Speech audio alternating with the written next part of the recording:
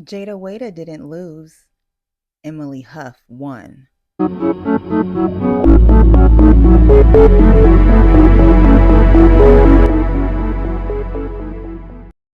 My name is Naomi, and you're watching my channel, Saint to Siren. Subscribe and hit the notification bell because it's time to win.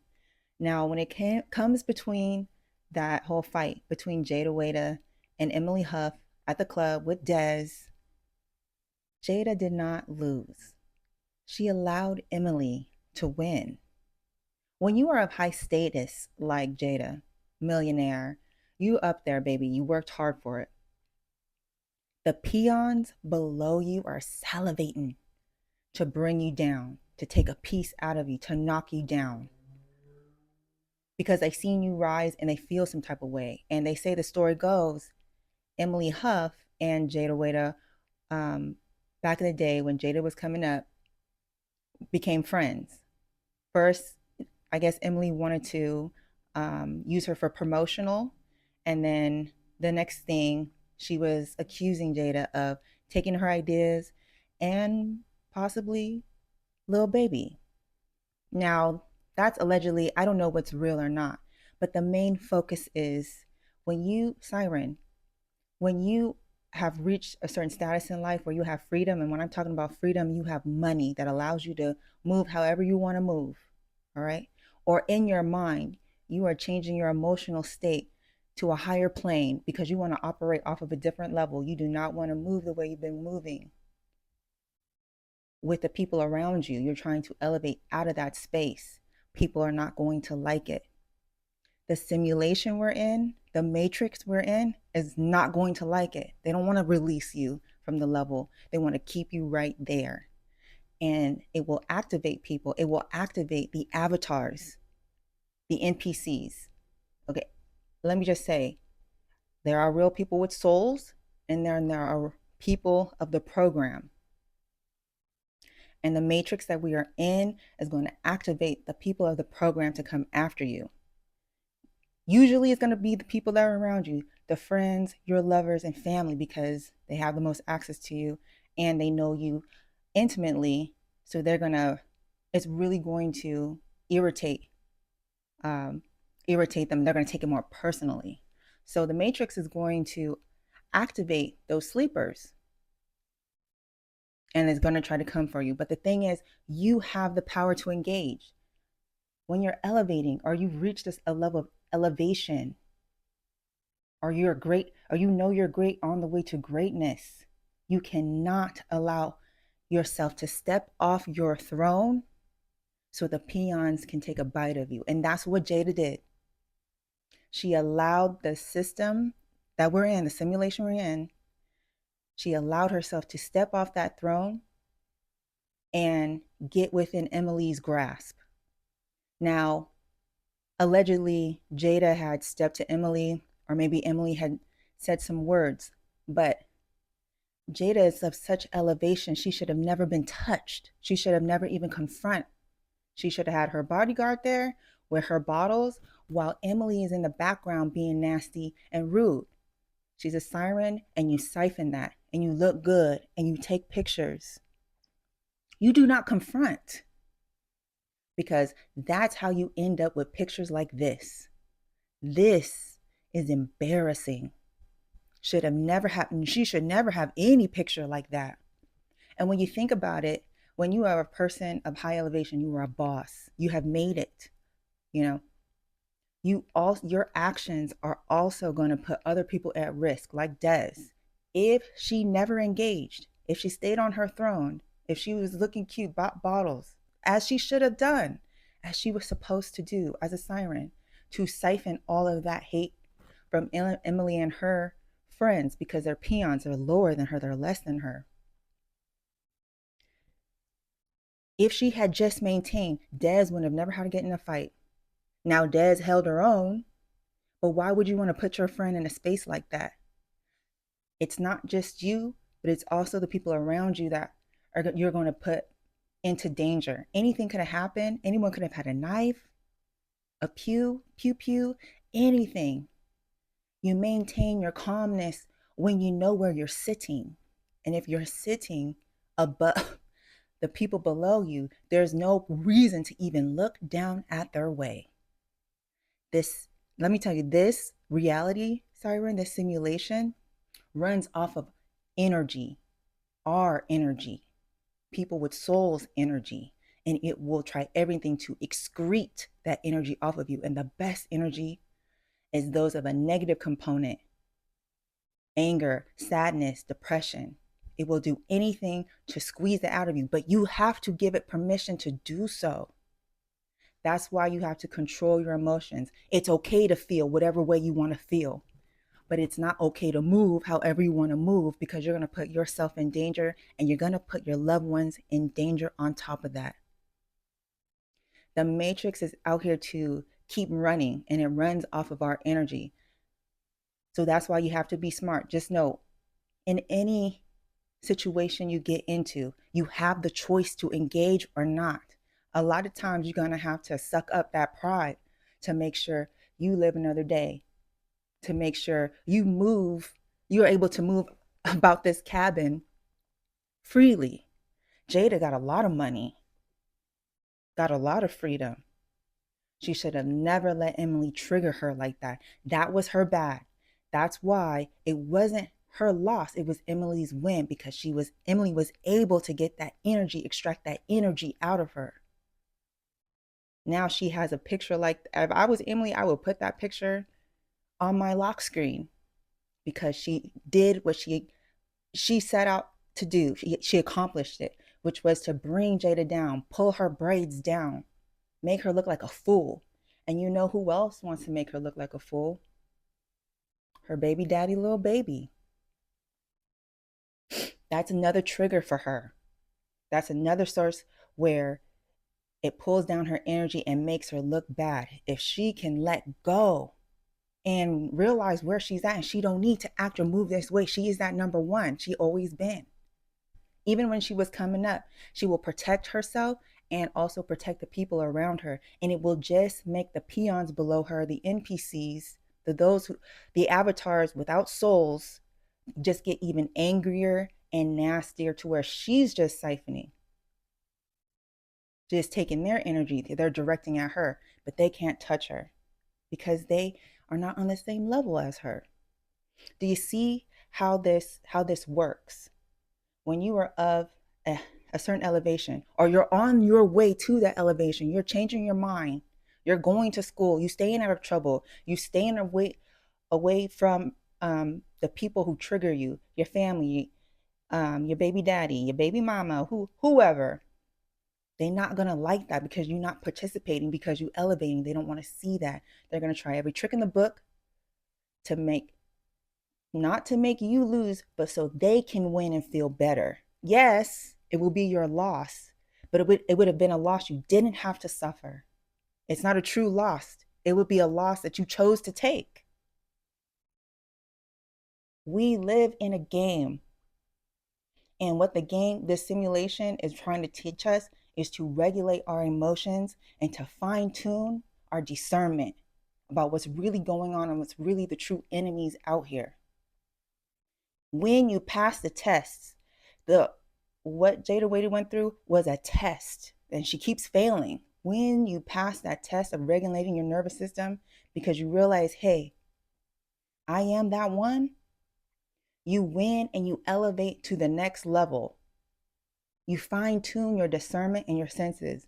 You stay up here. You solidify, like, yes, I'm up here and I'm gonna stay up here, and you're down there, and I don't have to look down there. You know what I'm saying? Every time you give in to your reaction, every time you give in to someone who doesn't like you, to where they can make you look and feel like a fool, and the system can excrete that energy out of you, you're feeding the system. But when you realize, like, hold on, I'm beautiful, I got so much money and freedom, who are you? You stay safe. You wouldn't have that embarrassing picture out there. You wouldn't put Des in harm's way. You wouldn't. So many positive, uplifting things happen. It may not look like anything is changing, but energetically you're elevating and you're taking off and you're speeding up, and other things can come your way. Opportunities can come your way. Next topic, the most recent siphoning, which has ended in an unaliving and jail time. And this has the beef, I guess this is some UK girly beef, but between Claudia Glam and Rael UK over a man called a drill UK rapper, which is odd to me. Drill UK. I digress. Twin S. This is what I'm talking about not creating a man in the middle. I had talked about this in my lotto video, which I'll pin, or I'll have it in the ending credits if you want to look at that, when I'm more explaining about not putting yourself in a two man, not creating a man in the middle type of situation. Because the man in the middle is the man that can manipulate, is the true man that is siphoning. And Claudia Glam versus Rael UK was fighting, allegedly, this is what they say, this is what I see on the net, over Twin S. And these two women, beautiful women, you know, IG baddie, modern day glamazons, modern day, like, oh yes, this is what we like. Curvy, gorgeous, young. Claudia Glam lost her life because she got ran over by Rael UK over this man. She lost her life, Claudia Glam, and Rael UK lost her life because she is going to jail. And guess where Twin S is? Talking to the next one, getting sucked by the next one. And he must have the biggest ego ever because two bad women fighting over him got his name in the press. Do you see what I mean? When you create a man in the middle, the only person benefiting is that man in the middle. So if you are in a situation where you're beefing with another woman over a man, get out of there. He's never worth it. He's the one benefiting off of both of you dummies. Don't be a dummy. The first one to leave, the one who gets away, actually is the one he wants to get away with. Actually is the one, whoever stays is the one he wants to get away from. Because now he only has quote unquote one option, and the one that flew the nest, he's stalking online, getting the attention, and now the one who left is siphoning both of them. I hope I kind of like break that down. I'm going to also add my how I siphon video to this video so that you can see how I navigate situations with men and other women for my advantage so that I always stay cool and on top. And you'll see how my actions will dictate how everyone else's actions are around me, and you will see just how much control you have in every situation, but you don't realize it because you let the NPCs, the avatars without soul, trigger you. And in the best situation, you just get siphoned. In the worst situation, you lose your life. It is real deal Holyfield out here. If one of them, Claudia or Rael, if one of them had just backed down, just flew away, they'd both have their lives. And no one would know. No one would know about Twin S. He got so much clout off of it. I even heard a snippet of his song. The man in the middle is elevated so much. That's why you do not want to create or be in any type of situations like that, because it is never to your advantage. If one of them had backed off, just let it go. Just left the club. Just let her have it. Let her win. They both would have their lives today. I'm going to do a little quick analogy for you. On land is just as energetically, on land is just how it is in the ocean, Siren. On the waves, it's chaotic. It can be calm, it can be chaotic, it can be choppy. That's the wave. On top, on the waves, top of the ocean, I don't know if that makes sense, but on the surface, there we go. On the surface of the ocean, that is where everyone is. All the souls, all the NPCs, all the characters, all the avatars without souls. That's where everyone is playing. That is where everyone spawns in their consciousness. But as a siren, you got to go deep down and get into the currents, because the current, it whips fast, but it takes you where you want to go, even if you don't know the destination. But that destination is always right for you. How do you know? How do you come from the choppy waves up here where everybody is, where the drama is, where it's crazy, where everyone's getting triggered, right? Where all the tsunamis and crazy vortexes, all that sucks people in. How do you get down to the current that'll get you away from the chaos and into your destiny, even if you don't know where that is? You always, the way I get into my current is, what is the best move for me? Is the best move for me engaging with this raggedy bee over here? I don't care how much money or how beautiful she is. If she's fighting me over a man, she raggedy. What is the best move for me to stay pretty, to stay out of jail, to keep my life, to keep me on the path to where I can progress my money and give myself more time? That's the current you stay on. That thinking of getting out of the waves and getting into the current has always protected me. What is the best strategy for Nam? What is the best way? Not in this fight, not being around these people. I got to catch my current. I got to get out of here. Keeping my head focused. When I was going to school for my career, oh, it hurt my soul to have to step away from the club scene and the attention. But I got to catch my current, because that current is going to lead me to more money, status, health, and it did. And it was pulling me away from stuff that was not serving me, from stuff that was going to hurt me real bad, as if it wasn't already hurting me. But if I stayed in the waves, in the drama, right? If I moved like Jayda, I would eventually have my have my hair, braids twisted up in somebody's hand, getting pulled, having my hair pulled out, choked up by a security guard, vertical, looking crazy, putting my friend at risk. I could not do that. If you can step back and look at your reality as a simulation, you can easily more pinpoint what are situations that are going to take you out, or situations that are going to move you forward, because you're going to disassociate. You won't take it so personal. You're always, oh, wait. Who is she or who is he? I'm feeding this person. I'm giving my energy when really it needs to be focused on me, on my money, on my family, on my health, on my goals 10, 5, 10, 20 years from now. That's the only thing that's important. Those are the currents I need to catch, not be playing up here and with chopped people in these choppy waves. It's very dangerous out here, and it's serious out here.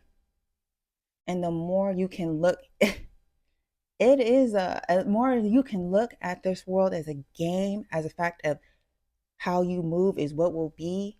And you could see it as like, oh, this person's getting triggered, this NPC, or maybe you got a soul. I don't know what type of character you spawned as when you came into this life, but I see you getting active, and I got to get away.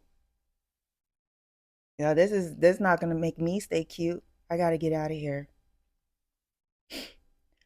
Also, do not feel bad for anybody that is in a situation that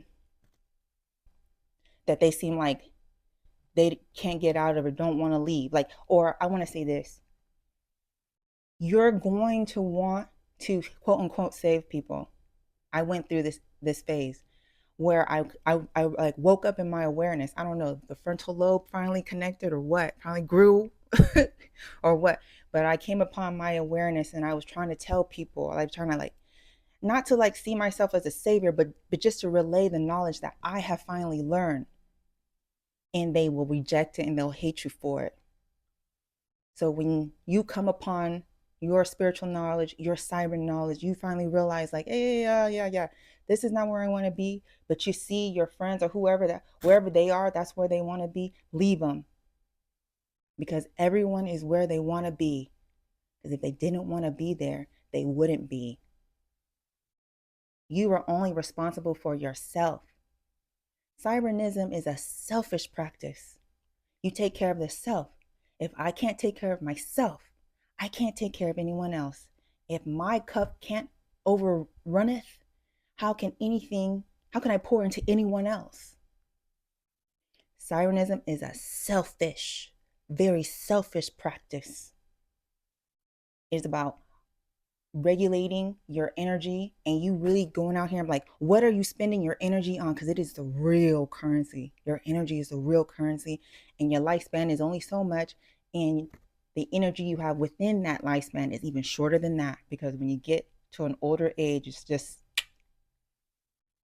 you can own, you really, your energy, your money, your funds is going to be real tight then, and it might be a bit too late to move in a new direction. Well, I don't like to say it's too late, but you understand what I'm talking about. While you are able to jump and move, use that energy for your good only. Don't worry about no man. And I'm going to tell you, when you really start practicing, you really start being selfish and really looking at situations like, if I marry this man, I'm going to be paying this much energy. If I have this baby, it's going to require this much energy. I'm going to have to pay the cost. It's expensive. I'm going to have this much energy. If I go through this program to further my education so I get more money, it's going to be this much energy, but the return on investment, the ROI, is going to skyrocket even more. You're going to look at things that you do in an energy form of payment, in an energy investment, and you're going to be like, is this worth what I want? Is it worth the cost of what I want? This girl who used to be my friend, who's claiming that I stole little baby, I stole her lip gloss idea. Is it worth the energy for me to pay her any mind? Because I am on a throne, baby, and she's looking up while I have the choice to even look down. Every movement is a cost, and you have to calculate that always to your best benefit. Another thing, the the uh the simulation is always talking to you. You just got to grow your discernment. Find when you go through experiences, you're fine tuning. Don't feel sad when you go through experiences that may cost. Hopefully, don't take you out, but don't feel sad if you make a mistake or you get embarrassed. All this simulation is really doing is trying to fine tune your soul, fine tune your discernment. But like I said, the simulation is always talking to you. I'll get for an example. Um, Jayda Wayda's baby daddy. His name is Little Baby. People will tell you about yourself. I mean, people will tell you about themselves before you need to even ask. His rap name is Little Baby. What do you think he's going to act like? A mature man? I don't think so. Um, this another way the simulation can talk to you, and I'll get more into how the simulation talks to you. But another quick reference. Hold on, I'm gonna go on my computer right quick because I can't remember this rapper's Noriega from Drink Champs. He had said on an interview how he had told Young Dolph, "Hey, every rapper that stays in their city is oft. It does not live long." And Young Dolph was like, "I'm different." No one is different in the simulation. The only thing that makes you different is the choices that you make. That was really the simulation. That was the world telling him, hey, if you don't leave this place, the peons below you are going to come after you because they don't like that you have elevated beyond them, and they know you. They don't like that.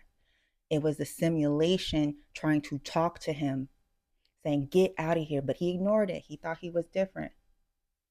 The only way you're different is in the choices that you make, is in the current that you choose to take to get yourself to a better place. But young Dolph wanted to stay and play in the waves, in the choppy tsunamis of his hometown. And even Nori was like, I really don't stay in contact with the he said, I don't stay in contact with the people I interview. I don't really care about them. I'm just doing my job, trying to, produce a good show, and I'm moving on. But he was like, but for young Dolph, something told me to tell him that. And now you can call it God, you can call it whatever you want to. I'm gonna call it the simulation. I'll tell you this too. I'm not anti-God. I believe God is in everything. God runs in us in everything. It's in these flowers. That's actually my mic. It's in these flowers, the candles. These are fake flowers, but those are real. My computer, in you, is in everything. But I will call this a simulation because that's the way it has been made. The simulation has been made to teach us, to fine tune us. It can take us out and it can lift us up and it can bring us down. But it is our decisions that allow it to do so. Okay, and the simulation will talk to you too. It will whisper. It's to fine tune your discernment. So when people tell me things, I take a moment. I'll have my ego and think that I know everything, but a lot of times stuff will stand out and be like, no, listen. It will tell you things if you listen. And if someone comes to you earnest and is like, hey, whoop, whoop, wop, listen. It could be the universe, the simulation trying to tell you something. But again, it can't do anything without your permission.